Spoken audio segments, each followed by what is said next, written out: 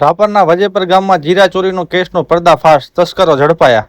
રાપર તાલુકાના વજેપર ગામમાં ચોરીની એક અત્યંત ચકચારી અને અજીબ ઘટના સામે આવી હતી, જેણે સમગ્ર વિસ્તારમાં ભારે ચર્ચા જગાવી હતી। ગામની અંદર આવેલા એક ગોડાઉનને નિશાન બનાવી અજાણ્યા તસ્કરોએ ₹2,01,960ની કિંમતનું ધરાવતું 18 બોરી જીરું ચોરી લીધું હતું।